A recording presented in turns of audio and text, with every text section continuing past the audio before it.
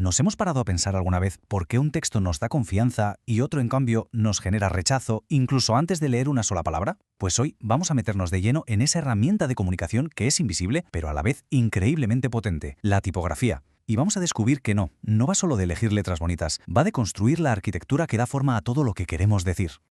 A ver, imaginemos la situación. Un informe de empresa, súper serio, y al lado la invitación a una fiesta de cumpleaños. La elección de la letra nos dice al instante cómo debemos sentirnos con cada uno. Esa reacción, ese juicio que hacemos en menos de un segundo y de forma totalmente subconsciente. Eso, precisamente, es el poder de la tipografía en acción.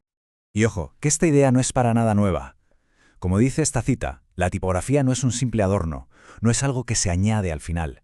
Es la estructura, la mismísima arquitectura visual que sostiene el pensamiento que queremos comunicar. Bien, este va a ser nuestro recorrido. Primero, vamos a ver cómo las letras tienen su propia personalidad. Después, conoceremos a las grandes familias de fuentes. Luego desvelaremos los secretos del espacio, que lo cambian absolutamente todo. Aprenderemos a organizar la información para guiar la mirada. Y por último, veremos cómo se aplica todo esto en el día a día.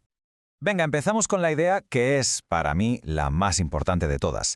La tipografía es la voz visual de un texto. Antes de que leamos nada, la forma de las letras ya nos está transmitiendo un tono, una emoción, una intención.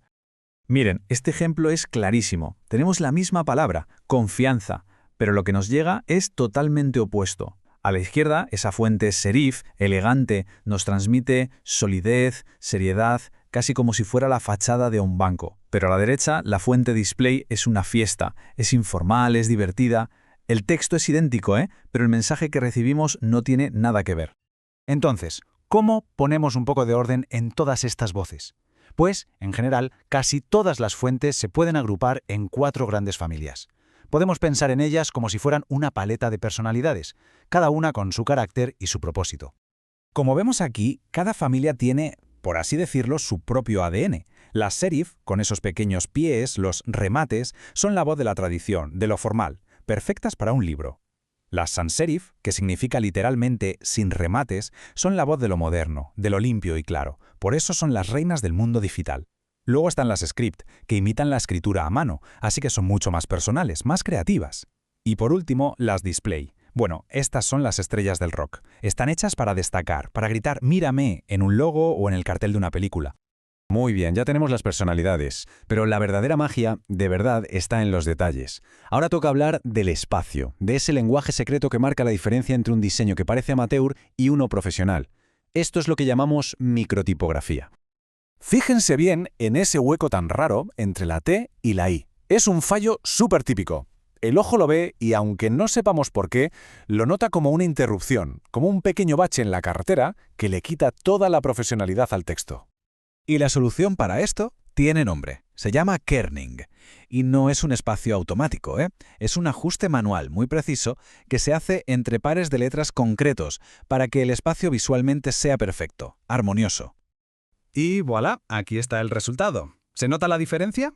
Ahora la palabra se lee como un todo, como un bloque fluido y compacto. Es un detallito, sí, pero el cambio en la calidad que percibimos es brutal. Y muy relacionado con el kerning, pero que no es lo mismo, tenemos el tracking. Este no ajusta el espacio entre letras concretas, sino que lo aplica de forma uniforme a una palabra entera o a un párrafo. Se usa más como una herramienta de estilo, para que un texto parezca más aireado o más compacto. Y por último, el interlineado, que no es otra cosa que el aire que hay entre una línea de texto y la siguiente. Si hay muy poco, el texto agobia. Si hay demasiado, las frases se desconectan.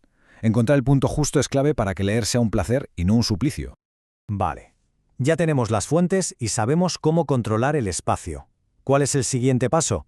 Pues usar todo esto para crear un mapa visual, una especie de guía para el ojo del lector que le diga, sin lugar a dudas, por dónde empezar a leer y qué es lo más importante. Esta imagen lo explica de una forma sencillísima y genial. La jerarquía es básicamente usar el tamaño, el grosor y el estilo de la letra para crear un orden. El ojo se va de forma natural a lo más grande y llamativo y luego a lo más pequeño. Le estamos diciendo al cerebro, empieza por aquí, sigue por allá. Y esto, en la práctica, se traduce en una guía como esta. El título principal, el H1, tiene que ser el rey, el más grande y gordo. Los subtítulos, o H2, son como las señales de tráfico que van organizando el contenido, y el cuerpo de texto tiene que ser sobre todo cómodo de leer. Alrededor de unos 16 píxeles es una buena medida. La clave aquí no son tanto los números exactos, sino que el contraste entre cada nivel sea muy claro. Y con esto llegamos a la aplicación en el mundo real, porque todo lo que hemos visto no es solo una cuestión de gustos o de estética. En el mundo digital, sobre todo, una buena tipografía tiene un impacto directísimo en la experiencia de las personas y, como vamos a ver, hasta en los resultados de un negocio. Este dato es demoledor. A los 40 años, a nuestra retina le llega solo la mitad de la luz que le llegaba a los 20. La mitad. Esto significa que una tipografía pequeña o con poco contraste no es una molestia, no, es una barrera que deja fuera a una parte enorme de la gente. Y aquí está la conexión con el negocio. No es casualidad que los 16 píxeles se hayan convertido en el estándar de facto para el texto en web. Hay estudios que demuestran que un texto fácil de leer no solo hace que la gente esté más a gusto, sino que pasa más tiempo en la página y, atención, mejora las tasas de conversión. O sea que una buena tipografía es, literalmente, rentable. Venga, vamos a resumirlo todo en 4 reglas de oro. La primera, contraste. Si se combinan fuentes, que sean muy distintas para que no compitan. Segunda, límite. Menos es más. Con 2 o 3 familias de fuentes vamos más que sobrados. Tercera, coherencia. Aprovechar las variantes de una misma familia, la negrita, la cursiva, para crear la jerarquía. Y la más importante de todas, contexto. La personalidad de la fuente siempre tiene que estar al servicio del mensaje, nunca por encima de él. Y terminamos con una pregunta para que se quede ahí, rondando. A partir de ahora, cuando veamos un cartel por la calle, una página web o el menú de un restaurante, ya no veremos solo palabras. Veremos decisiones, veremos intenciones, veremos personalidades. Ahora que conocemos el código secreto, ¿qué nos está contando de verdad el mundo escrito que nos rodea?